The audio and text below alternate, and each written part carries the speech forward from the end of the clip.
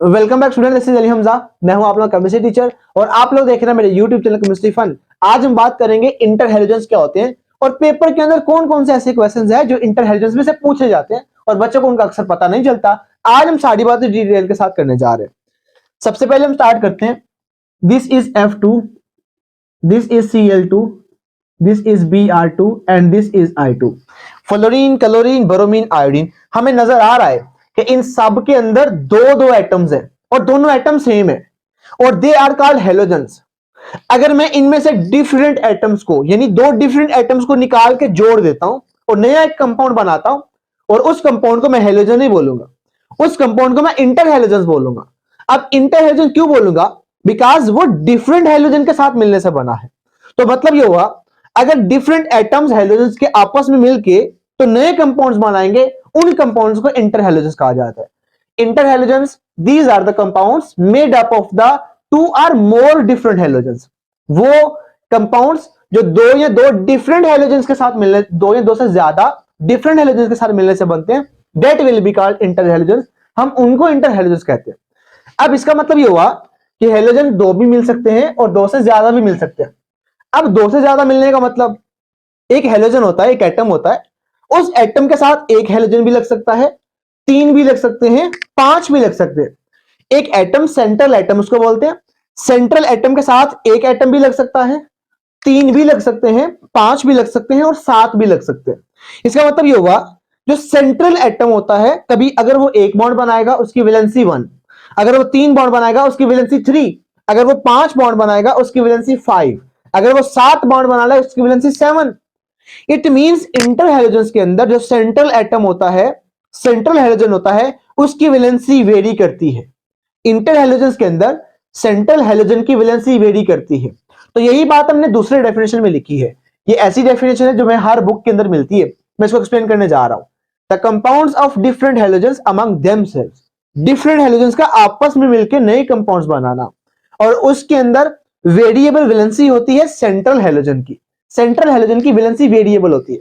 Are called inter halogens compounds, इनको inter halogens compounds कहा जाता है। इंटर हेलोजेंस कंपाउंड्स की कुछ एग्जांपल्स हैं।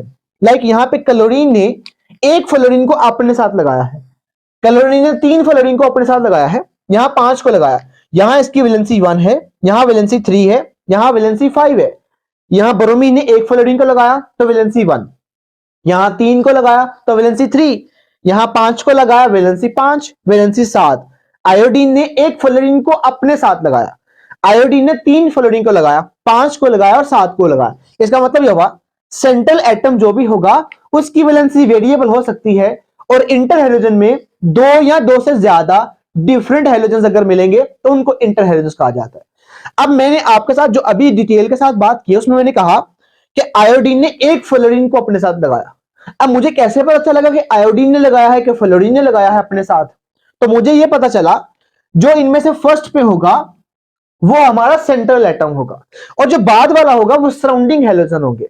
तो आयोडीन ने एक फ्लोरीन को अपने साथ लगाया, आयोडीन ने तीन फ्लोरीन को अपने साथ लगाया, आयोडीन ने पांच फ्लोरीन को अपने साथ लगाया, आयोडीन ने सात फ्लोरीन को अपने साथ लगाया। इट मींस के मैं अगर इन कंपाउंड्स को लिखने का आसान तरीन तरीका बताऊं तो मैं बोलूंगा, इनको बोलूंगा they are called X Y type. X Y, X means मैं इसको सिंपल वर्ड्स में ए बी टाइप भी कह सकता हूं, तो एक्स वाई टाइप भी कह सकता हूं। एक्स का मतलब सेंट्रल हेलोजन और वाई का मतलब सराउंडिंग हेलोजन।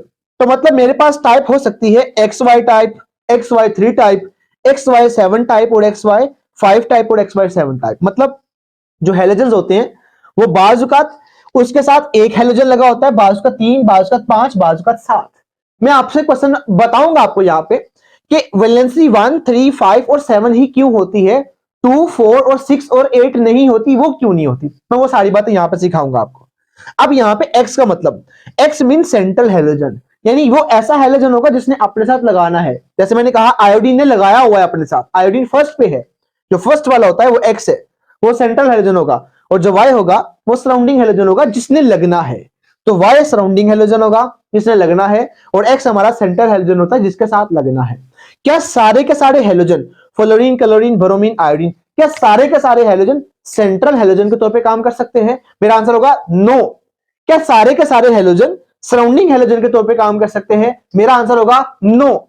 इसका मतलब फिर हमें कोई ऐसा क्राइटेरिया बताया जाए जिससे हमें पता चलेगा कि कौन कौन सा ऐसा हैलोजन होगा जो सेंट्रल हैलोजन के तौर पे काम नहीं करता और कौन सा ऐसा हैलोजन होगा जो सराउंडिंग हैलोजन के तौर पे काम नहीं करता। मेरा ख्याल है थोड़ा सा कंफ्यूज हो रहे होंगे आप, लेकिन मेरे क्वेश्चन को जरा समझिएगा। मैंने आपके सामने लिखा है X is a central atom और Y is a surrounding atom. तो एक्स का साइज लार्ज होना चाहिए। याद करेंगे सेंट्रल जो एटम होता है हमेशा वो बड़ा होता है। अगर वो बड़ा होगा तो फिर छोटे मॉलिक्यूल्स को अपने साथ लगा सकता है। अगर हमारा सेंट्रल एटम छोटा होगा और सराउंडिंग एटम बड़े होंगे तो फिर वो कंपाउंड एग्जिस्ट नहीं करता। इसका मतलब ये हुआ अगर आप लोगों का इंटर हैलोजन बनना होगा तो उसमें सेंट्रल एटम का साइज बड़ा होगा और जो साथ में एटम लगेंगे उनका साइज छोटा होना चाहिए as compared to central atom के। तो एक्स का साइज, जो सेंट्रल एटम होता है उसका साइज लार्ज होता है और जो सराउंडिंग एटम होते हैं उनका साइज स्मॉल होता है। मैं आपको एक एग्जांपल समझाता हूं। Like this is fluorine and this is chlorine and this is bromine and this is iodine. तो हम सबको पता है अगर टॉप टू बॉटम मूव करेंगे तो फ्लोरीन का साइज, उसमें 2 शेल होते हैं तो 2 शेल का साइज ये है। और अगर क्लोरीन की बात करें तो शेल 3 हो जाते हैं, साइज बड़ा होगा। ब्रोमीन में शेल 4 हो जाते हैं, साइज और बड़ा हो जाएगा। आयोडीन में शेल 5 है तो साइज और बड़ा, यानी टॉप टू बॉटम मूव करेंगे साइज बढ़ता जाएगा। ओके, अब मुझे समझ आ गई है कि इसका साइज बहुत बड़ा है, इसका साइज उससे कम है, इसका साइज और कम है और सबसे छोटा साइज किसका है? फ्लोरीन का हो सकता है। फ्लोरीन का साइज सबसे छोटा है। इसका मतलब अगर मैं इस आयोडीन को एक्स मान लेता हूं, मतलब वो सेंटर में मान लेता हूं, तो इस आयोडीन के साथ मेरा ब्रोमीन भी लग सकता है क्योंकि आयोडीन का साइज बड़ा है और ब्रोमीन का साइज छोटा है। इस आयोडीन के साथ मेरा क्लोरीन भी लग सकता है क्योंकि आयोडीन के मुकाबले में क्लोरीन का साइज छोटा है। इस आयोडीन के साथ मेरा फ्लोरीन भी लग सकता है क्योंकि आयोडीन के मुकाबले में फ्लोरीन छोटा है। तो बड़ा वही, सेंट्रल एटम वही होगा जो बड़ा होगा और सराउंडिंग एटम वही होगा जो उस सेंट्रल एटम के मुकाबले में छोटा होगा। अगर मैं इस ब्रोमीन को एक्स मान लेता हूं, यानी सेंटर में मान लेता हूं, तो इसके मुकाबले के अंदर मेरा क्लोरीन का साइज छोटा होगा तो ये मेरा वाई के तौर पे काम कर सकता है और इसके मुकाबले में मेरा फ्लोरीन छोटा होगा तो ये भी वाई के तौर पे काम कर सकता है।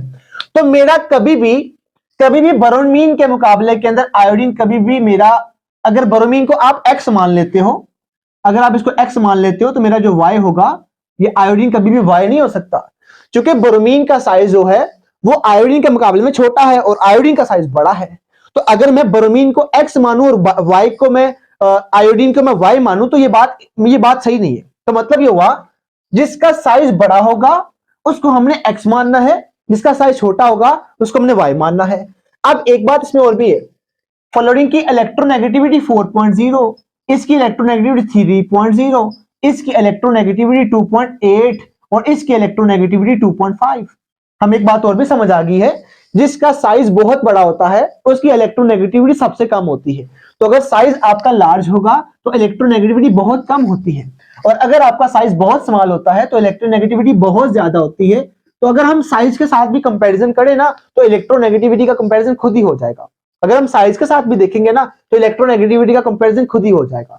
मैं आपसे बात शेयर करना चाह रहा था, अगर मैं इस क्लोरीन को मैं एक्स मान लेता हूं, क्लोरीन को मान लेते हैं कि this chlorine act as X, तो ये मेरे पास इसका साइज, क्लोरीन का साइज बड़ा है किसके मुकाबले में? सिर्फ फ्लोरीन के मुकाबले में, ब्रोमीन का साइज के मुकाबले में नहीं, आयोडीन के साइज के मुकाबले में नहीं।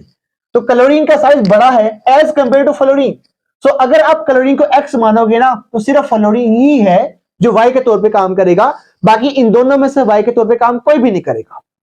चले, मैं आपको एक बात समझाना चाह रहा था कि अगर इन सब की बात कर रहा हूं तो ये सारे के सारे आमतौर पे एक्स के तौर पे काम कर रहे हैं। ये भी एक्स के तौर पे काम कर सकता है, ये भी एक्स के तौर पे काम कर सकता है, ये भी एक्स के तौर पे काम कर सकता है। लेकिन अगर मैं फ्लोरीन को एक्स मान लेता हूं, अगर मान लें कि फ्लोरीन एक्स के तौर पे काम, यानी फ्लोरीन सेंटर में आ जाए तो उसके साथ दूसरे एटम अटैच हो, क्या ऐसा हो सकता है?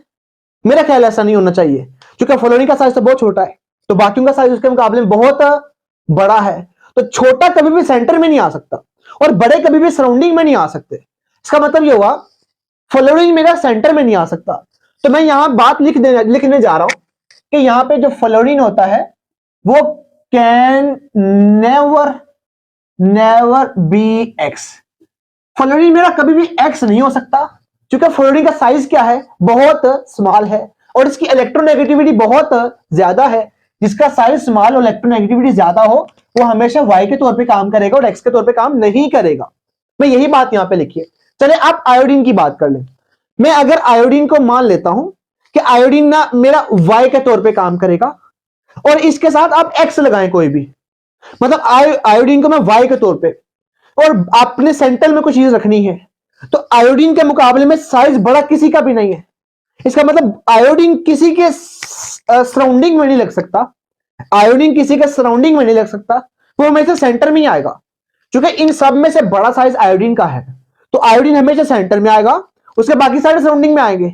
इसका मतलब ये हुआ iodine always act as X, iodine Y के तौर पे काम नहीं करेगा। तो मैं ये बात यहां लिख देता हूं, जो आयोडीन होगा, iodine can never be Y, iodine कभी भी वाई नहीं हो सकता, क्योंकि वाई के अंदर हम बात कर रहे हैं स्मॉल साइज और हाई इलेक्ट्रोनेगेटिविटी होनी चाहिए, लेकिन इसका साइज तो बहुत ज्यादा है, और जो साइज ज्यादा वाला होता है वो तो वाई के तौर पे, एक्स के तौर पे काम करता है। तो मतलब ये हुआ आयोडीन सेंटर में लगेगा, सराउंडिंग में नहीं आ सकता। सराउंडिंग में आयोडीन के अलावा बाकी सारे आ सकते हैं। चले, ये कुछ बातें आपसे करना चाह रहा था। अब इंटरहैलोजेंस के टॉपिक में जो पेपर में क्वेश्चन आता है वो कौन सा है? Interhalogens are more reactive than halogen, why? Interhalogens halogen से ज्यादा रिएक्टिव होते हैं। मिसाल के तौर पे, this is fluorine, this is chlorine, this is bromine and this is iodine. And interhalogen की मिसाल के तौर पे, दिस इज Cl और F, this is Br and F, this is I and F। मैंने कुछ एग्जांपल्स आपके साथ शेयर कर दी। इंटरहैलोजेंस की रिएक्टिविटी ज्यादा है और हैलोजेंस की रिएक्टिविटी कम है। व्हाई? बिकॉज कुछ बातें आपने नोट करनी है। नंबर 1, इंटरहैलोजेंस के अंदर जो बॉन्ड होता है वो बेसिकली पोलर होता है, और इनके अंदर जो बॉन्ड होता है वो नॉन पोलर होता है। इनके अंदर बॉन्ड क्या होता है? नॉन पोलर होता है।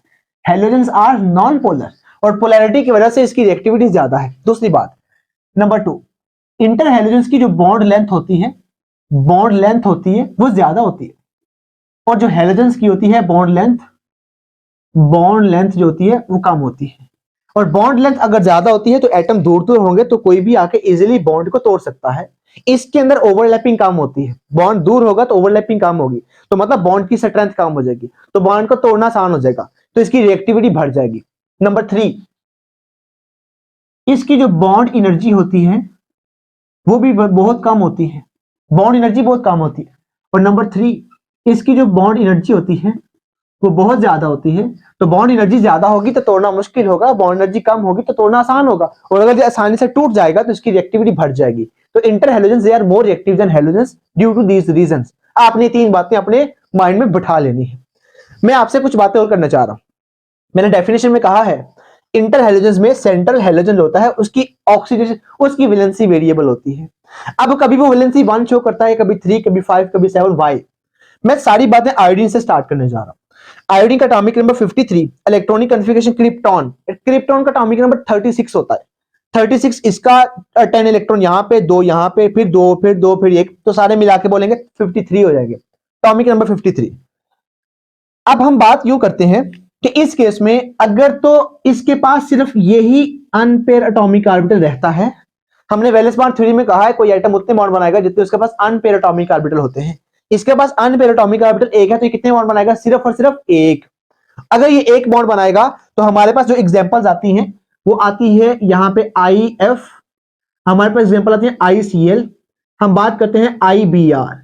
दिस विल बी एग्जांपल्स अगर आयोडीन ने सिर्फ 1 बॉन्ड बनाना है। अगली बात, अब आयोडीन में यहां पे 2 इलेक्ट्रॉन है, इन 2 इलेक्ट्रॉन में से 1 इलेक्ट्रॉन जंप करके चला जाएगा d ऑर्बिटल के अंदर। जब d ऑर्बिटल में चला जाएगा तो यहां पे पीछे 1 इलेक्ट्रॉन बचेगा और 1 इलेक्ट्रॉन यहां पे चला जाएगा। अब इसके पास अनपेयर एटॉमिक ऑर्बिटल 3 हो जाएंगे, तो अब आयोडीन कितने बॉन्ड बनाएगा? इट कैन फॉर्म 3 बॉन्ड्स, ये 3 बॉन्ड बना सकता है। मान लेते हैं आयोडीन का यहां से 1 इलेक्ट्रॉन जंप करके चला जाएगा इस ऑर्बिटल के अंदर, तो अब आयोडीन के पास यहां भी 1 इलेक्ट्रॉन रह जाएगा, यहां भी 1, यहां भी 1, यहां भी, टोटल 5 अनपेयर इलेक्ट्रॉन आ जाएंगे। अब आयोडीन कितने बॉन्ड बनाएगा? इट कैन फॉर्म 5 बॉन्ड्स, तो अब आयोडीन 5 बॉन्ड बनाएगा।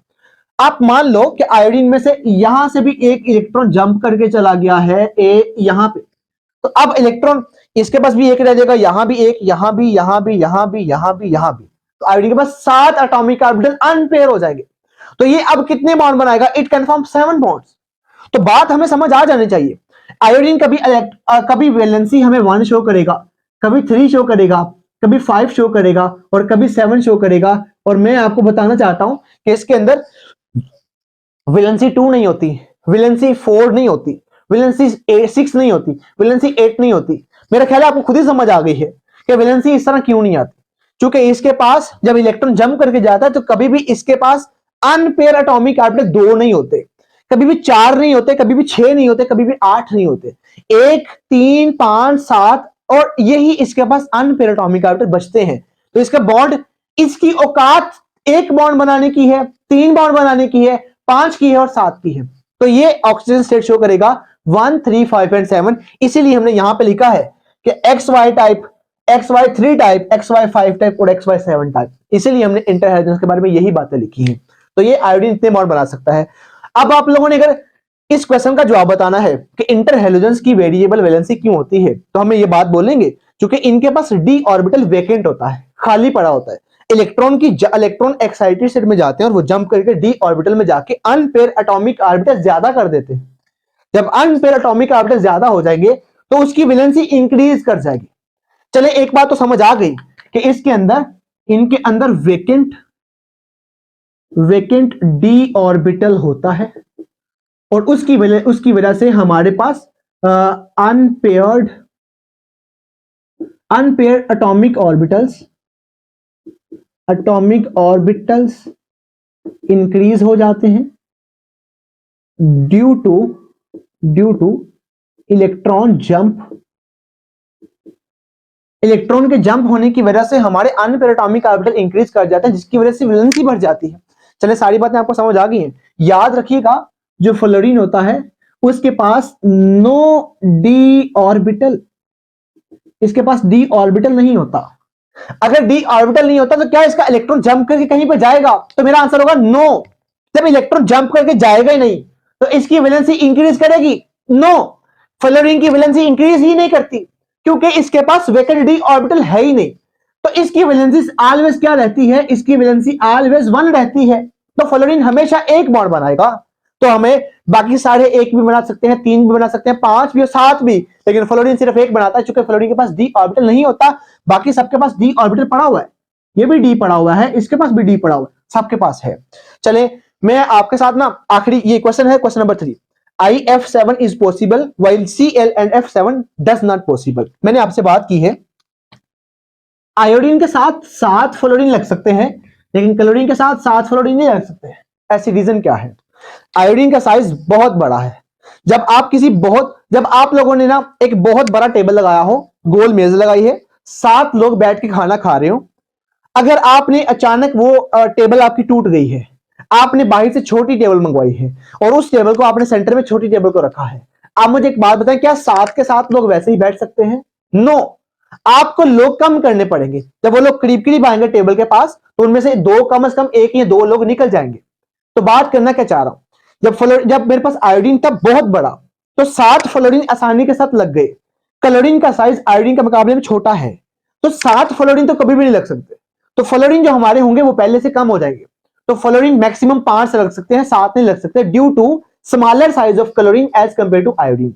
क्लोरीन का साइज छोटा होता है एज कंपेयर टू आयोडीन, जिसकी वजह से क्लोरीन वो 7 फ्लोरीन को मैनेज नहीं कर सकता और आयोडीन 7 फ्लोरीन को ऐसे मैनेज कर जाएगा। इसकी वजह से IF7 इज पॉसिबल लेकिन ClF7 does not possible. Question की बात करते हैं, FI7 is not possible while IF7 is possible. मैंने कहा है FI7 इज नॉट पॉसिबल। आप जरा समझिएगा, यहां पे मेरे पास F का मतलब ये सेंट्रल एटम के तौर पे काम करेगा। तो मैंने अभी आपको कहा कि कभी भी F X के तौर पे काम नहीं करेगा, कभी भी F सेंटर में नहीं आ सकता। अब सेंटर में क्यों नहीं आता? बिकॉज F का साइज तो पहले छोटा है और 7 आयोडीन तो वो तो बड़े बड़े हैं, तो फ्लोरीन के लिए उनको मैनेज करना बहुत मुश्किल है, तो ये वाला कंपाउंड तो नहीं बन सकता। हाँ, आयोडीन का साइज बहुत बड़ा है और फ्लोरीन तो छोटे छोटे हैं, तो आयोडीन बहुत बड़ा है, छोटे छोटे फ्लोरीन आकर आसानी के साथ लग जाएंगे। FI7 नहीं पॉसिबल है लेकिन IF7 पॉसिबल है। तो एक बात तो ये समझ आ गई, हमें इस पॉइंट से समझ आई। दूसरी बात, मैंने कहा है कि फ्लोरीन के साथ इसके पास डी ऑर्बिटल है ही नहीं। जब डी ऑर्बिटल ही नहीं है तो फिर वो 7 बॉन्ड तो बनाने की कभी भी सोच ही नहीं सकता। तो इसलिए Fi7 तो नहीं बन सकता। हाँ, आयोडीन के पास 7 इलेक्ट्रॉन अकोमोडेट करने के लिए d ऑर्बिटल है, तो जंप करवा के उसकी वैलेंसी बढ़ सकती है, फिर बॉन्ड बना सकता है। ये दोनों बातें हमें समझ आ जानी चाहिए इसी क्वेश्चन के अंदर। चलिए मैं अगर बात करने जा रहा हूं कि अगर F के साथ देखा जाए कि XY टाइप बनती है इनके साथ, तो मैं बोलूंगा अगर मैं इसको F और Cl की बात करूं तो नहीं बनेगा। अगर मैं F और Br की बात करूंगा तो नहीं बनेगा। अगर मैं Fi की बात करूंगा तो नहीं बनेगा। इसी तरह कभी भी F जो होगा X के तौर पे हमारा F कभी भी काम नहीं करेगा, यहां भी काम नहीं करेगा, यहां भी काम नहीं करेगा, हमारा F X के तौर पे काम नहीं करेगा। कलरिंग की बात करते हैं तो ClF बना सकते हो आप, ClF3 बना सकते हो आप, ClF5 बना सकते हो, लेकिन ClF7 नहीं बना सकते, क्योंकि मैंने अभी आपको क्वेश्चन सिखाया है ClF7 नहीं बना सकते। आप BrF बना सकते हो, आप BrF3 बना सकते हो, आप BrF5 बना सकते हो, और आप BrF7 बना सकते हो। आप IF बना सकते हो, IF3 बना सकते हो, IF5 बना सकते हो, और IF7 भी बना सकते हो। तो ये सारी बातें हम बना सकते हैं, ये सारी बातें हम कर सकते हैं। चले एक टेक्निकली बात समझते हैं। वो बात यहां पे ये है, अगर हमारे पास आयोडीन का साइज बहुत बड़ा होता है, फिर क्लोरीन ब्रोमीन का साइज होता है, फिर क्लोरीन का आता है, फिर फ्लोरीन का आता है। मैं इस बात को जरा यूं समझाऊंगा, अगर आपके पास ये हमारा x के तौर पे काम करे, if this act as x, तो ये भी मेरा y हो सकता है, ये भी मेरा y हो सकता है, ये भी मेरा y हो सकता है, and this is also act as y। अगर मेरे पास हो यहाँ पे मेरे पास x हो, इसके तौर पे ये y के तौर पे काम कर सकता है, ये भी y के तौर पे काम कर सकता है। अगर ये मेरे पास x हो, ये y के तौर पे काम करेगा, पिछला y के तौर पे काम नहीं करेगा। तो मैं बोलूंगा यहां पे ये y के तौर पे काम नहीं करेगा, और इसका ये y के तौर पे काम नहीं करेगा, और ये भी y के तौर पे काम नहीं करेगा। और क्यों नहीं करेगा? क्योंकि मैंने ये सारी बातें यहां पे आपको सिखा दी है। कुछ बातें हैं इंटर हैलोजेंस के बारे में है। पहली बात जनरल बातें हैं बॉन्डिंग के बारे में, they are covalent in nature, इनमें सारे बॉन्ड कोवलेंट बनते हैं, आयनिक बॉन्ड नहीं बनते। नंबर 2, एक दफा ना बनेगा कौन बनेगा करोड़पति में क्वेश्चन आया हुआ था, और उसमें कहा था कि ट्रांजिशन एलिमेंट को निकाल दो, ठीक है निकाल दिया। ऐसी पीरियोडिक टेबल में कौन सी ऐसी फैमिली है जो सारी कलरफुल है? ट्रांजिशन एलिमेंट्स को निकाल दो, पीरियोडिक टेबल में ऐसी कौन सी फैमिली जो सारी कलरफुल है? तो उसका आंसर था हेलोजन फैमिली। हेलोजन फैमिली में chlorine, fluorine, chlorine, bromine, iodine सबके अपने अपने कलर होते हैं, तो इसलिए ये कलरफुल फैमिली है। तो अगर आपने इनकी बात करनी है तो दे आर कलरफुल, इनसे नए बनने वाले inter halogens they are colourless. तो आपको दोनों में डिफरेंस याद करना है। Inter halogens they are colourless और इनके बॉइलिंग पॉइंट इंक्रीज कर जाते हैं अगर आप लोगों ने इनका इलेक्ट्रोनेगेटिविटी डिफरेंस बढ़ा दिया, मतलब आपने इलेक्ट्रोनेगेटिविटी डिफरेंस बढ़ाएंगे तो इनका बॉइलिंग पॉइंट इंक्रीज कर जाएगा। नंबर 4, थर्मल स्टेबिलिटी इंक्रीज कर जाती है अगर इलेक्ट्रोनेगेटिविटी का डिफरेंस इंक्रीज कर जाए। और number 5, they are more reactive than halogens. इसके बारे में हमने शॉर्ट क्वेश्चन भी यहां पे पढ़ा है कि inter halogens are more reactive than halogens, तो इंटर हैलोजेंस ज्यादा रिएक्टिव होते हैं। तो आपने क्वेश्चन याद करिएगा, हैलोजेंस का कलर होता है और इंटर हैलोजेंस का कलर नहीं होता। तो आप भी जीत सकते हैं, कौन बनेगा करोड़पति में, करोड़ रुपया जीत सकते हैं अगर आपको क्वेश्चन समझ आ गया तो मैं समझता हूं कि अगर आपको टॉपिक भी समझ आई है तो आप भी करोड़ रुपया जीत सकते हैं, आप भी चले जाएं वहां पे। इसके अलावा अगर आपको मेरा लेक्चर अच्छा लगे, मेरे लेक्चर को लाइक भी कीजिएगा, कमेंट भी कीजिएगा और अपने दोस्तों के साथ शेयर करिएगा ताकि किसी का और भी कभी फायदा हो जाए। अपना बहुत सारा ख्याल रखिएगा, चैनल के साथ जुड़े रहिएगा। इंशाल्लाह इसी टॉपिक की दूसरी वीडियो लेके आऊंगा बहुत जल्द। अल्लाह हाफिज।